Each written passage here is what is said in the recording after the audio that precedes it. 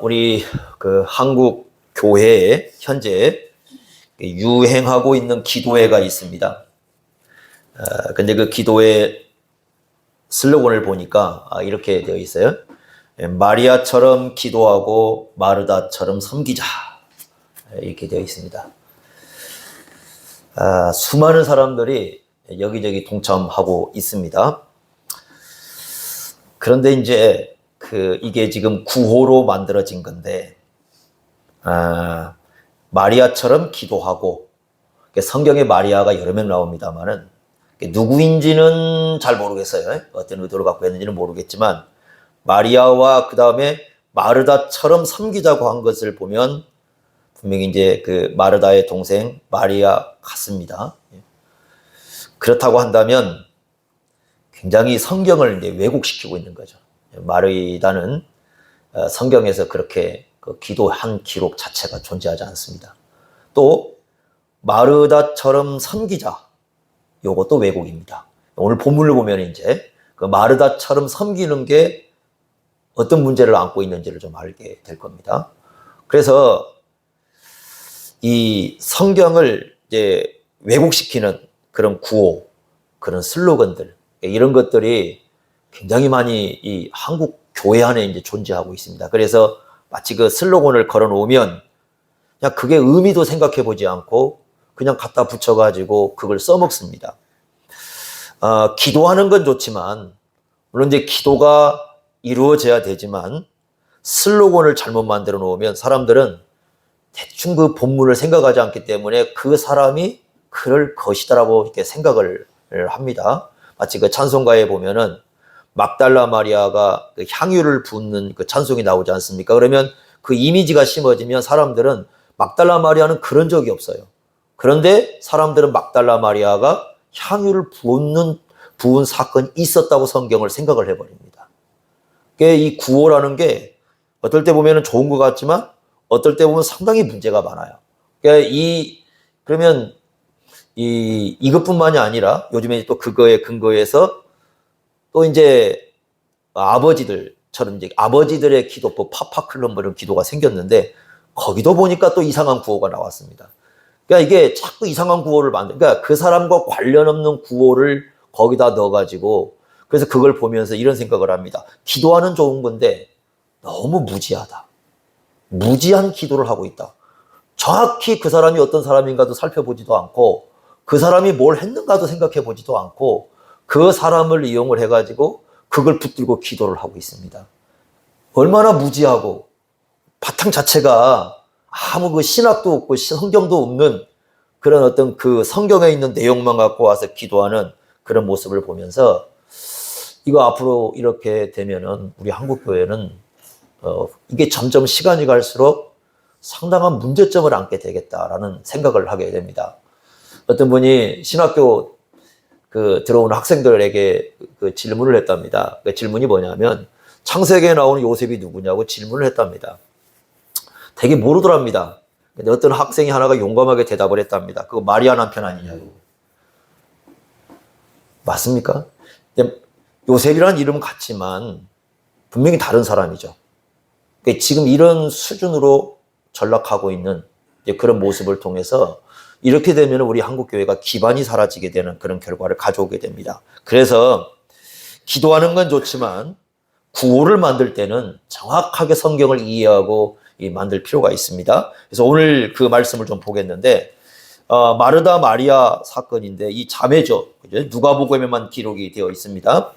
자, 여러분들이 이 말씀을 이해하려면 문맥의 흐름을 좀 보셔야 됩니다. 자, 앞에서 우리가 10장 27절에 어떤 얘기를 했습니까? 그거와 연관이 되어 있어 계속 지금 얘기를 하고 있습니다.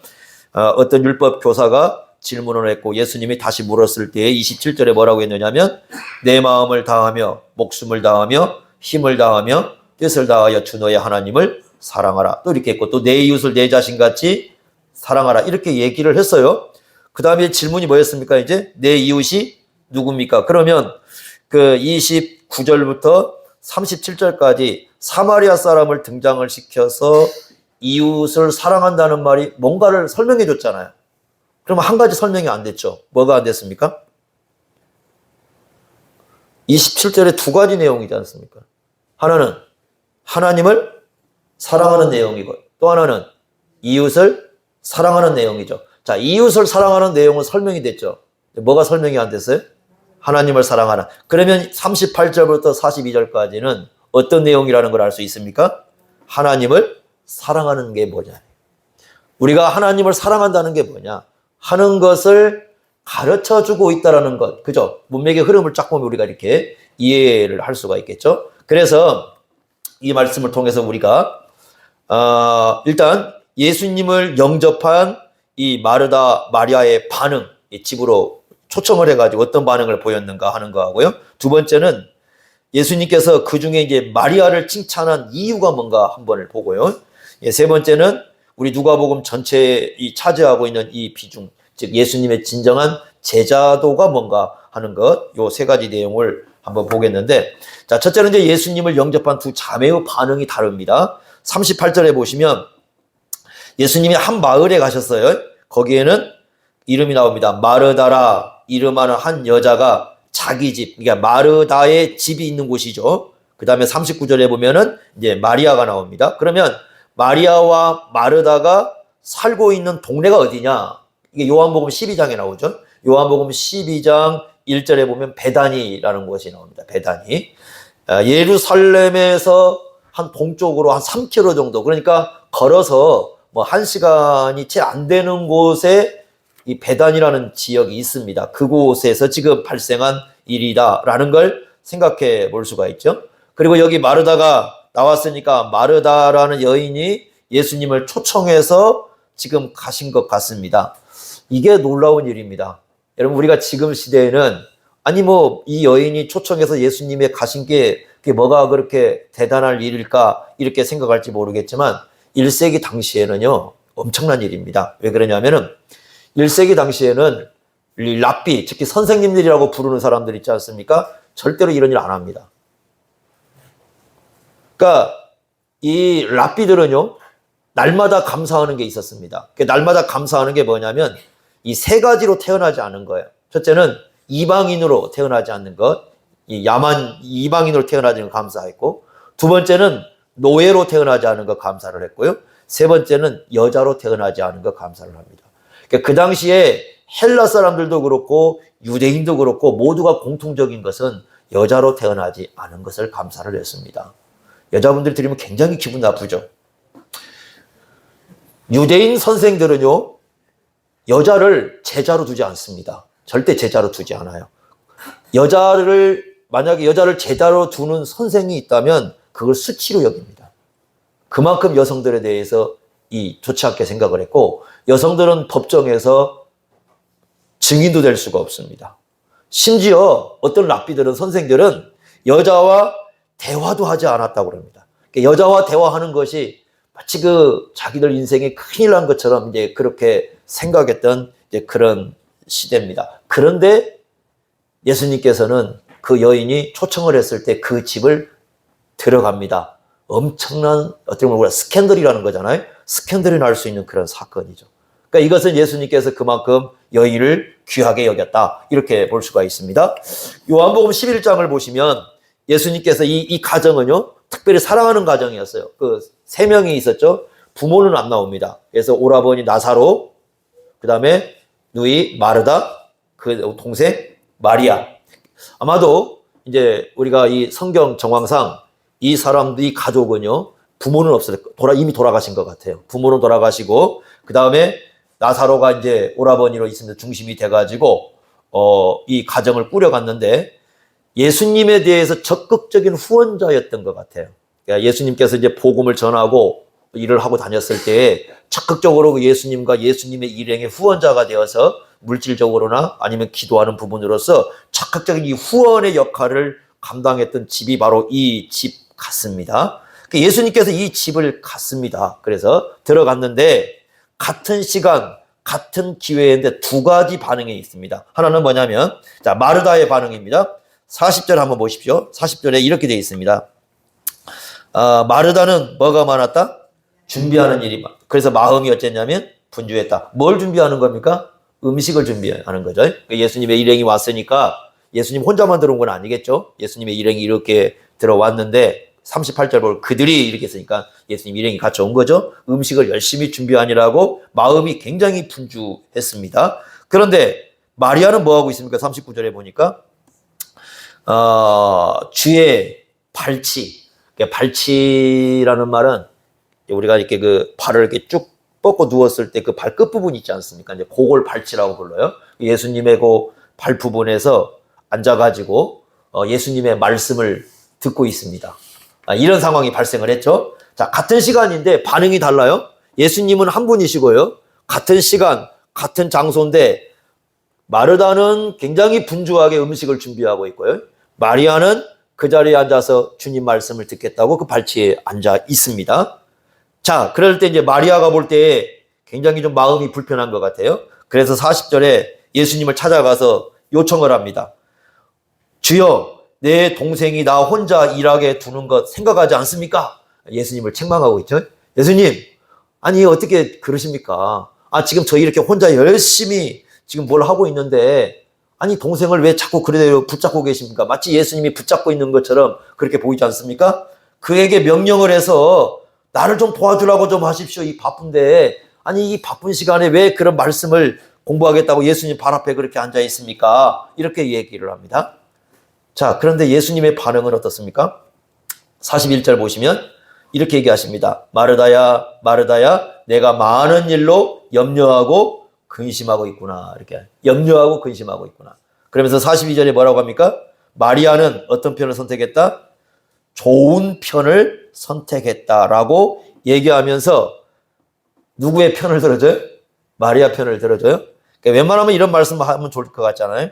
마리아야, 언니가 저렇게 바쁜데 좀 가서 도와주거라. 그래도 나중에 배워도 되지 않겠니? 이래야 될 것 같지 않습니까? 근데 예수님께서는 마리아에게 가라고 하지는 않습니다.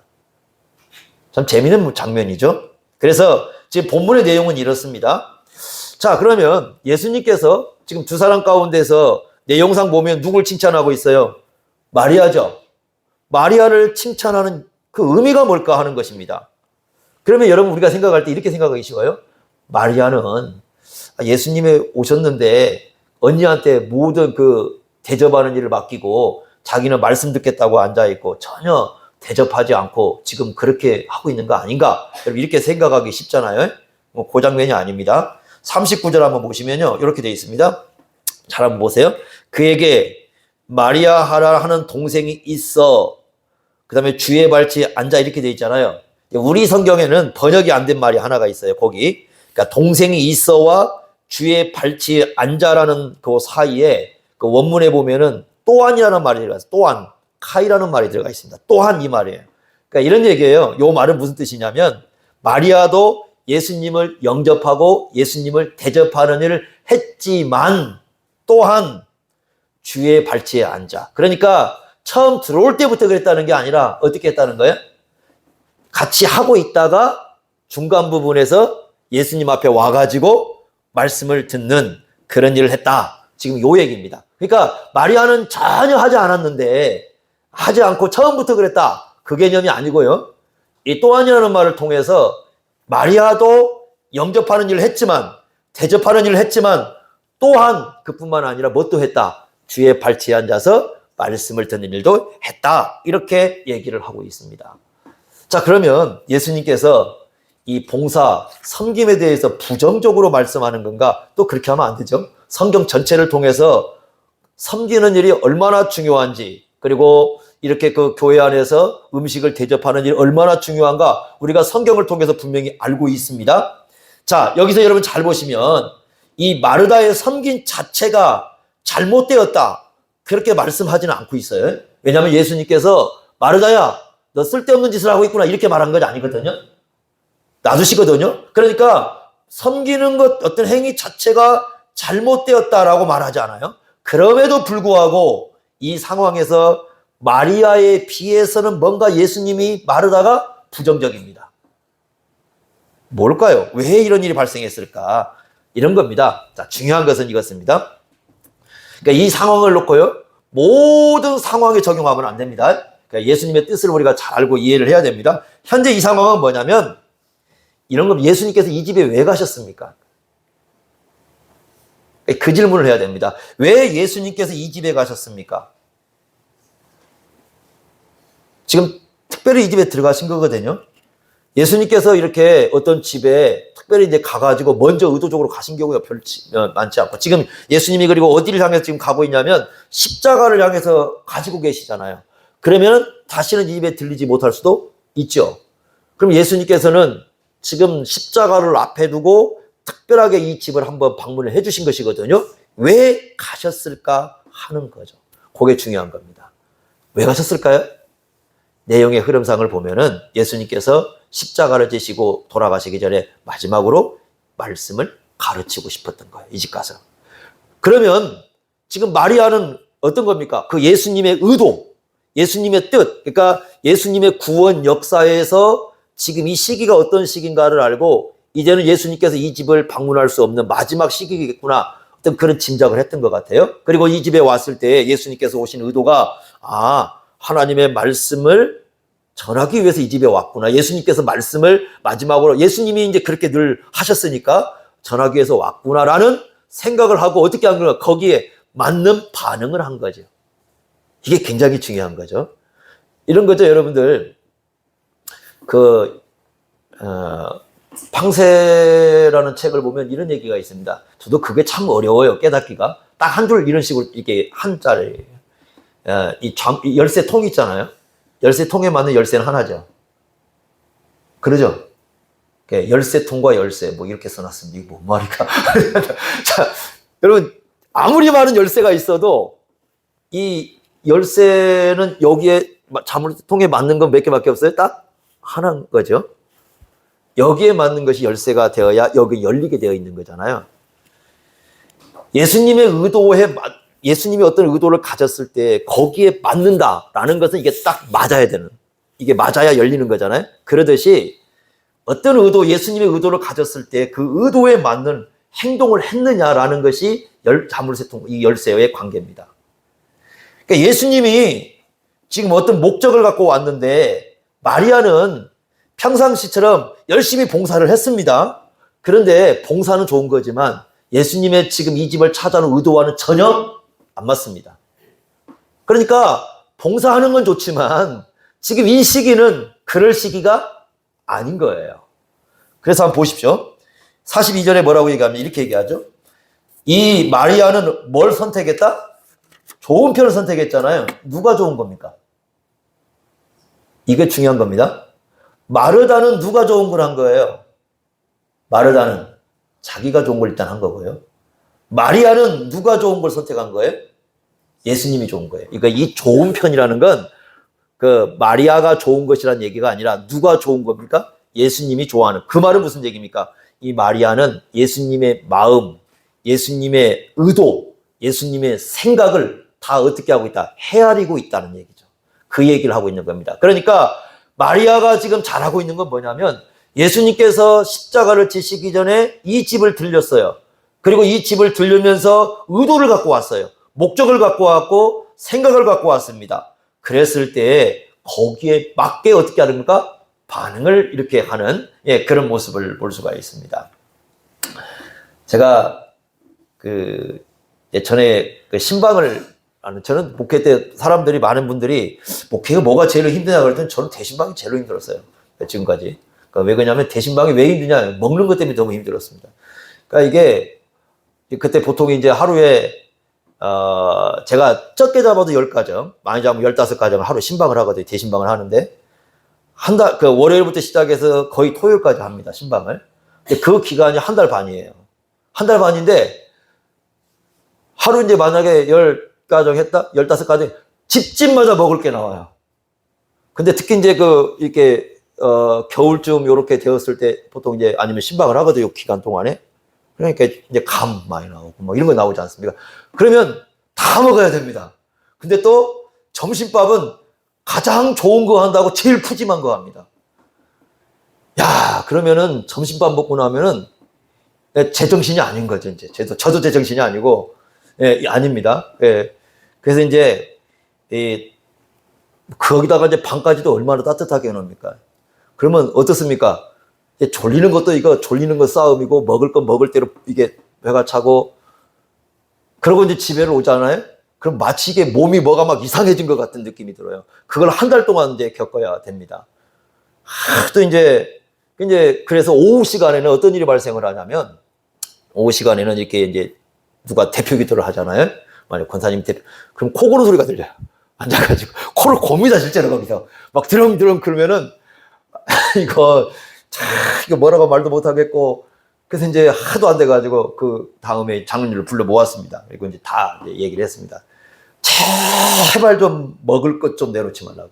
지금 내가 신방을 하는 목적은 먹을 걸 못 먹어서 간 게 아니라, 지금 당신들 집안에 가서 상황도 살펴보고 가정을 위해서 기도하고 내가 지금 그렇게 위해서 가는 거지, 나 먹으러 가는 거 아니니까 못 먹어서 가는 거니 제발 먹는 것 좀 내놓지 말고, 먹는 것 때문에 사람 죽겠다고 이렇게 얘기를 했더니, 이제 그래서 이제 계획을 짰습니다. 그러면 전혀 구역에서 그 안 해줄 수는 없으니 그럼 점심은 하되 간식은 딱 한 집만 선정해서 내놓자, 이렇게 얘기가 되었어요.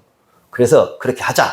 내놓는 것도 많이 내놓지 말고 그냥 음료수 하나 정도만 하자, 이렇게 했습니다. 그리고 사람들이 그걸 준비하다 보면 거기에 마음이 다 쏟아 있어요. 지금 제 의도는 거기야. 신방은 그게 의도가 아닌데 마음이 그쪽에 다 돌려 있는 거예요. 그러니까 안 먹어도 되니까 대화를 하고 알고 좀 기도할 수 있고 그렇게 좀 하자 하고 이제 했습니다. 웬걸요? 아이고, 끝나고만 나오면 뭐가 하나씩 호주머니에 자꾸 넣어줍니다. 그 뭐라고 하시냐면은, 목사님 그래도 우리 집은 이렇게 한번 하셔야죠. 또 그러고 또 넣어줘요. 이거 하나 먹고 가셔야죠. 근데 이거 먹는 것도 조심스러운 게 뭐냐면, 이게 못 먹는 게 있잖아요, 잘. 못 먹는 걸 먹으면 이제 빨리 먹거든요, 그걸. 그거 잘 먹어서 먹는 게 아니라, 먹고 어떻게 하나 빨리 끝내려고 하는데 이분들이 볼 때는 잘 먹는다고 생각하는 거야. 아이고, 목사님 잘 드시냐? 그럼 하나 더 드세요. 막 이러십니다. 그러면은, 야, 이거 말도 못하고, 그래서 대신방을 하게만 되면은 이 긴장도가 굉장히 높아집니다. 이게 한 300가정 이상을 이렇게 돌아야 되니까, 집을 돌면서 이게 대신방을 한 달 반 동안 해야 되는데, 머리도 복잡해지고, 이제 막 그 한 달간은 너무 힘이 듭니다. 뭐 새벽 기도가 힘든 건 아니에요. 근데 이게 대신방이 너무 힘들었던 거예요. 그럼 의도가 뭐냐면, 아니, 신방을 간 것은 그 집을 알고 대화도 하고 좀 시간을 갖고 그래서 기도해주고 뭐 이러려고 간 거거든요. 그런데 좀 이제 맞지 않는 거, 이분들은 목사가 모처럼 왔으니 먹을 걸 대접하는데 엄청 신경을 쓰시거든요. 좋은데, 근데 그 얘기하면 그냥 교제할 만큼만 내놓고, 우리가 지금 간 것은 크게 목적이 아니다. 거기에 너무 신경 쓰지 말고 지금 목적은 뭐 하는 거다? 같이 대화를 하는 거예요. 여러분, 그 집을 방문했을 때 그거와 대화를 하러 가는 거잖아요. 의도가 다른 거죠, 지금. 저는 대화를 하러 갔는데 그분들은 뭐 하려고 하는 거예요? 봉사를 하려고 하는 건데 지금 그걸 요청하는 게 아니거든요. 이거예요. 예수님이 지금 가신 목적은 뭐 때문에 갔어요? 말씀을 전하러 간 거예요. 일단 마지막 시간인데 예수님이 지상에서 있을 시간이 얼마 남지 않았던 거예요. 그런데 이쪽에서 이제 뭐 하고 있는 거예요? 마르다는, 예수님, 먹을 것만 지금 계속 생각을 하고 있습니다. 네? 이 차이가 나는 거죠. 그래서 예수님께서 말씀한 겁니다. 그러니까 마르다가 음식 준비한 그 자체를 잘못했다고 말씀도 안 해요. 그런다고 마리아에게 가라고 하지도 않아요. 왜 중요해요? 이 부분이 우리가 잘 생각해야 할 부분이에요. 그래서 이 부분은 어떤 의도냐? 이런 겁니다. 하나님을 정말 사랑하려면, 예수님을 정말 사랑하려면 그 의도부터 파악해라. 예수님의 마음부터 좀 생각을 해라. 그러니까 자기 방식대로 섬기려고 하지 말고 예수님의 마음을 좀 헤아려서 해라. 이렇게 해라. 그 얘기를 지금 하고 있는 거잖아요. 그래서 예수님이 이 부분을 굉장히 중요하게 다루고 있습니다. 그러면 우리가 세 번째로 생각할 것인데, 누가는 어떤 의도로 이걸 기록을 했을까? 왜 이걸 기록해 줬을까 하는 겁니다. 제가 신대원 다닐 때 그 공간복음을 가르치는 교수님이 계셨습니다. 이제 막 그 외국에서 들어오셨는지, 김경진 교수님이라고 아주 유명한 분인데, 이분이 이제 연구해가지고 들어온 것이 제자도입니다. 그런데 이분이 이제 누가복음을 연구를 했는데, 왜 이걸 기록했느냐? 그랬을 때 이분이 아주 그 중심적으로 가르치는 거면 제자의 모델 케이스라는 겁니다. 제자의 모델 케이스. 어떻게 알 수 있느냐? 발치라는 말인데요. 이 발치라는 말이 사도행전 22장 3절에 보면은 가말리엘 문화라는 말이 나와요. 그러니까 바울이 가말리엘 문화에서 배웠잖아요. 그 문화라는 말하고 이 발치라는 말하고 같아요. 말이 같아. 그러니까 결국 이것은 뭐냐? 제자도를 얘기하는 거다. 그래서 예수님의 제자로 살 때에 가장 중요한 게 무엇인가? 그러니까 이걸 예수님을 사랑하는 마음으로 예수님의 제자의 삶을 사는데 가장 중요한 게 무엇인가라는 것을 우리에게 얘기해 주고 있는데 그건 이렇다는 겁니다. 잘 배우는 거다.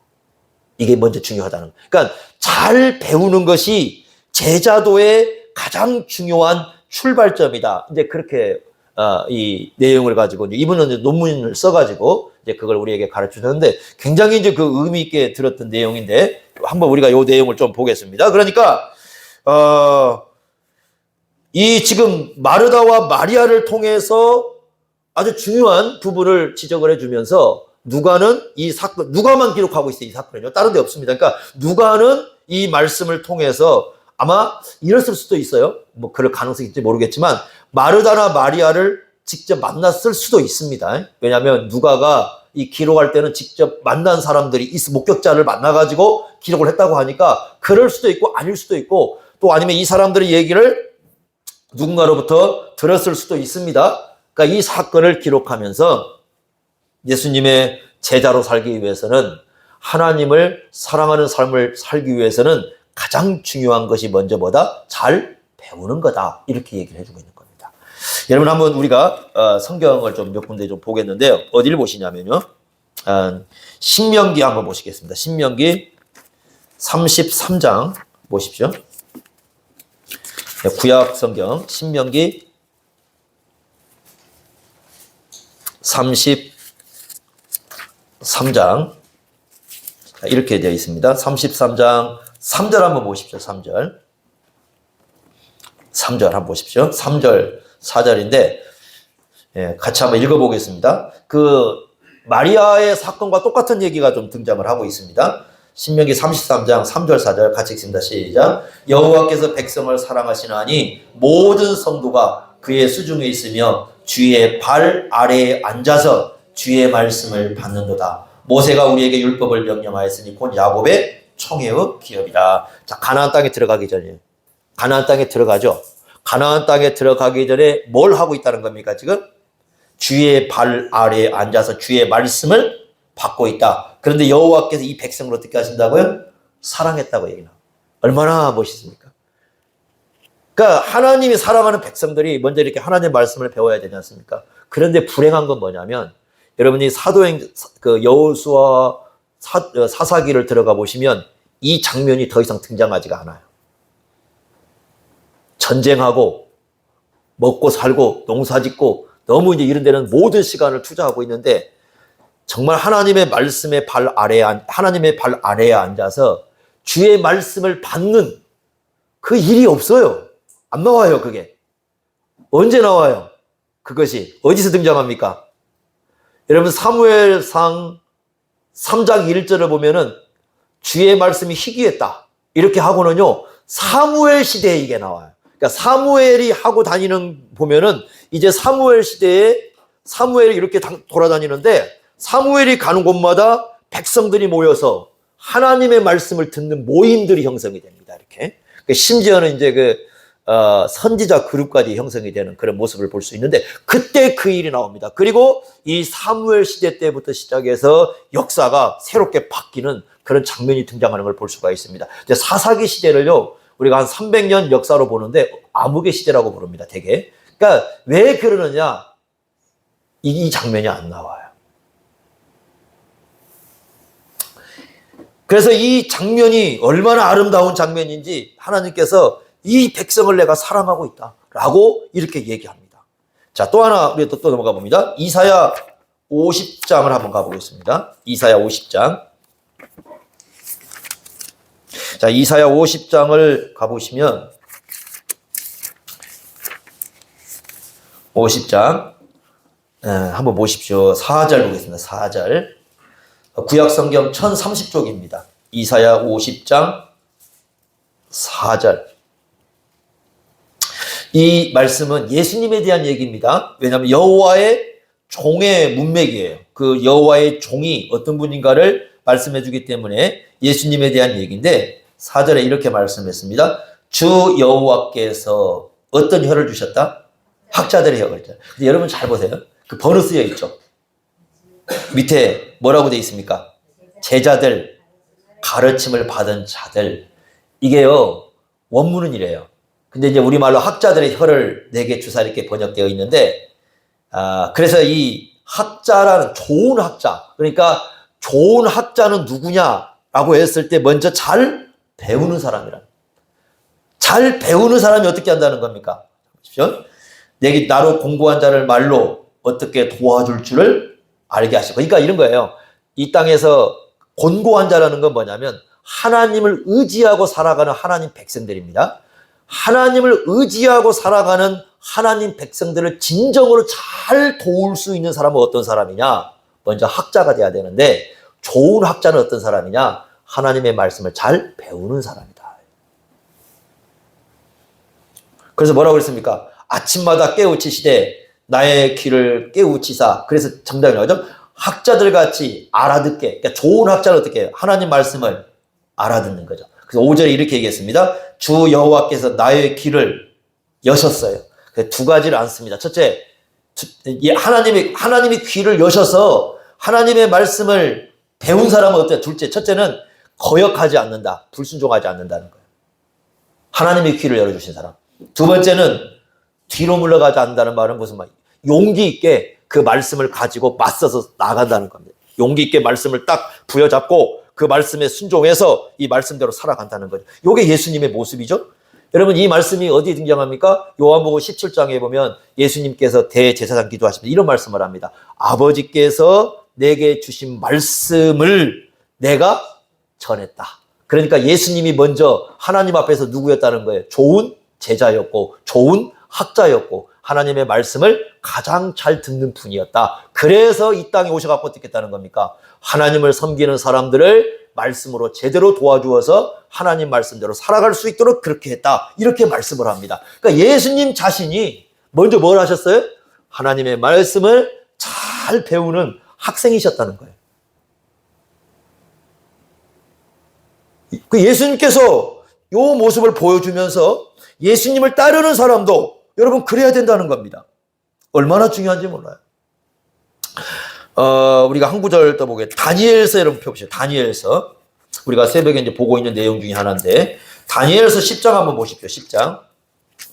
10장을 한번 보시면 이런 말씀을 합니다.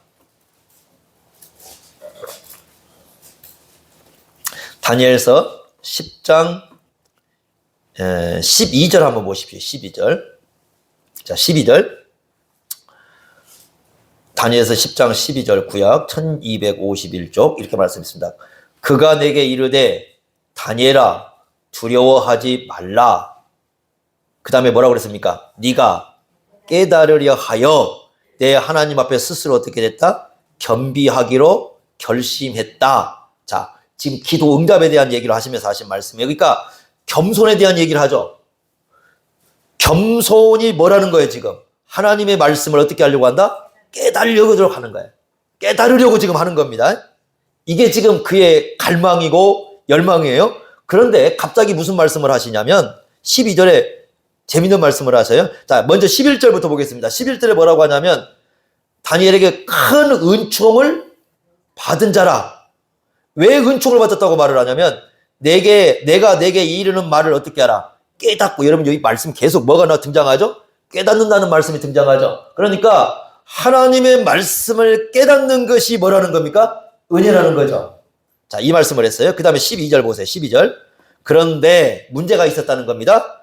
바사 왕국의 군주가, 여기 바사는 페르시아입니다. 페르시아 왕국의 이 군주는 왕을 얘기하는 게 아니라 그 페르시아 왕 뒤에서 역사하는 사단의 역사를 얘기하는 겁니다. 이 군주는요. 여기서 말하는 군주는 왕이 아니라 사단을 얘기하는 겁니다. 세상의 임금인 사단이 21일 동안, 그래서 요즘 뭐 다니엘이 21일 동안 한다고 하는데 사실 그것도 다 의도가 좀 어긋난 겁니다. 간증하는 거 아니에요. 여러분, 그 간증이 아니에요. 다니엘 기도는 여기는 간증하고 아무 상관이 없습니다.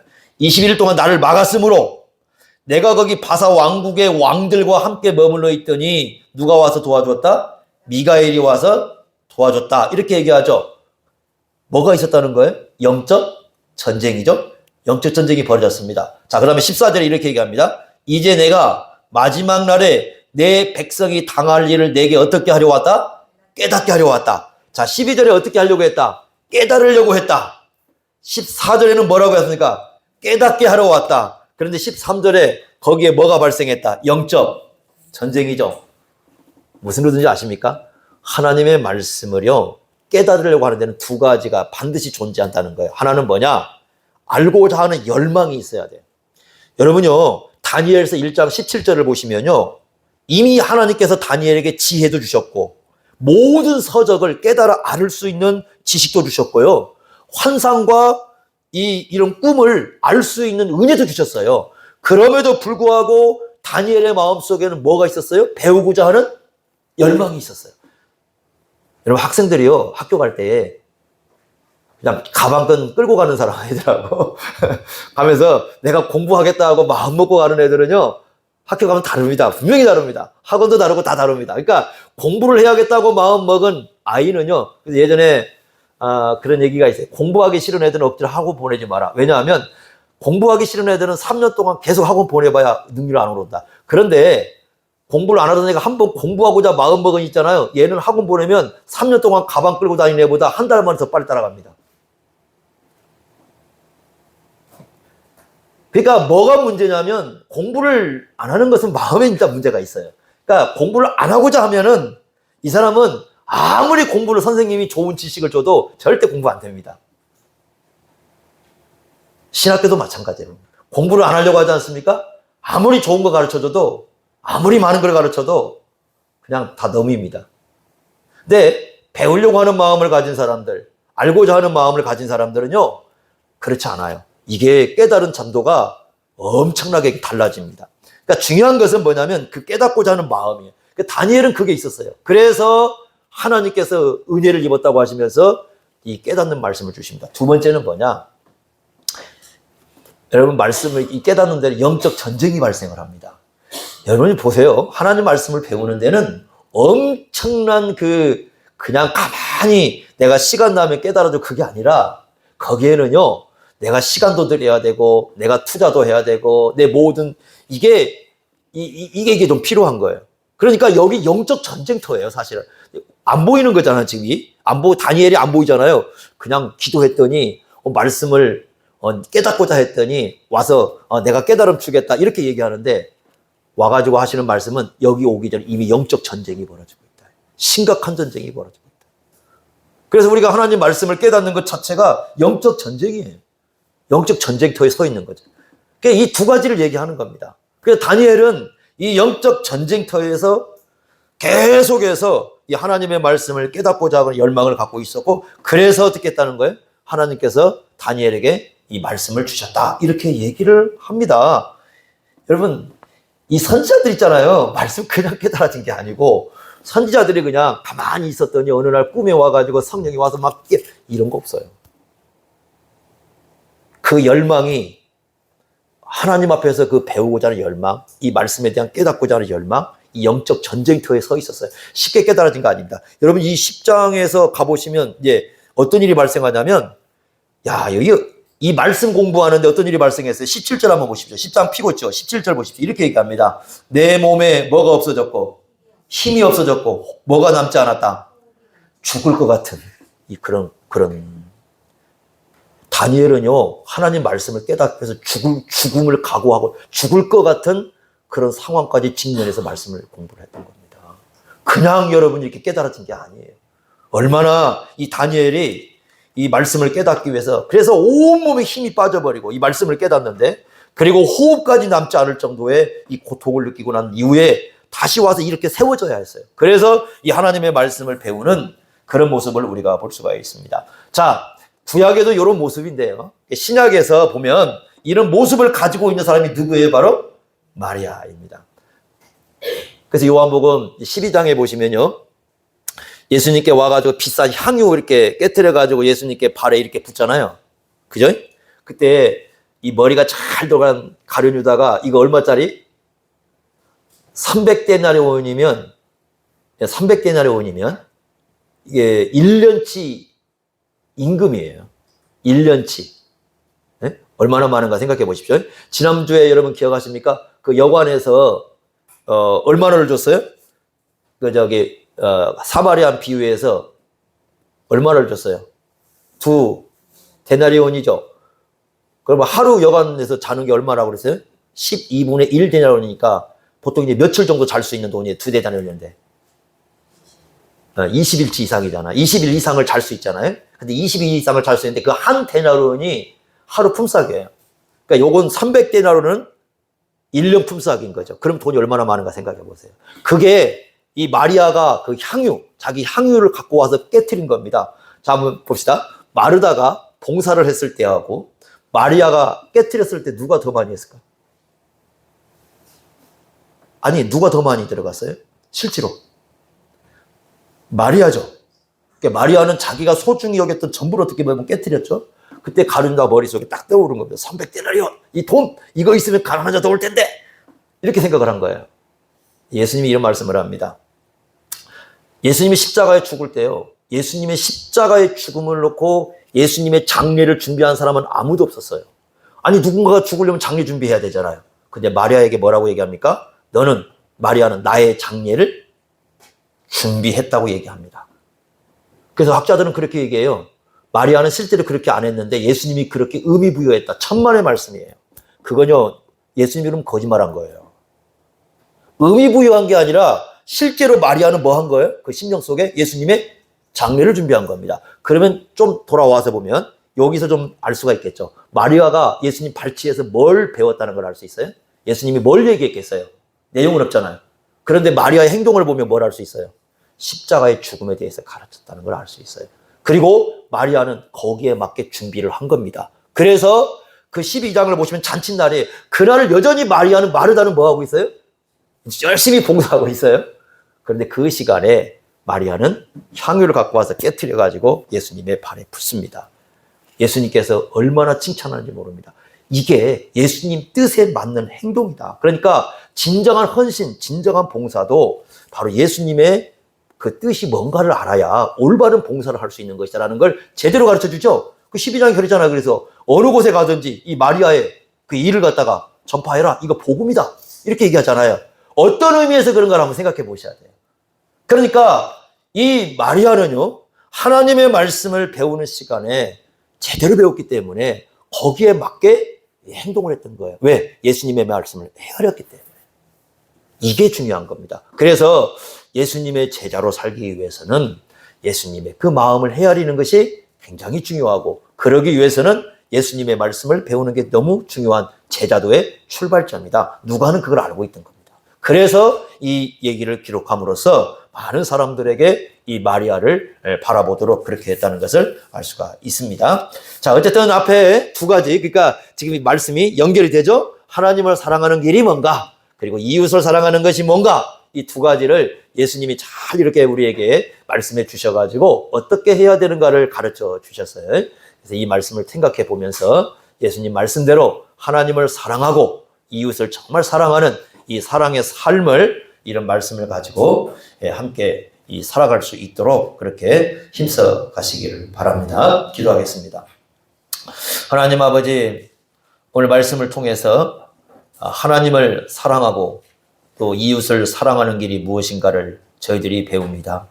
진정으로 주님 발치에 앉아서 먼저 주님 말씀을 어떻게 배워야 되는지를 가르쳐 줍니다. 우리가 주님의 제자로 살기 위하여 먼저 주님의 말씀을 잘 배우게 하시고, 이런 배운 터 위에서 주님 마음을 헤아리게 하시고 주를 기쁘시게 하는 길로 날마다 나아갈 수 있도록 인도하여 주옵소서. 예수님의 이름으로 기도하옵나이다. 아멘.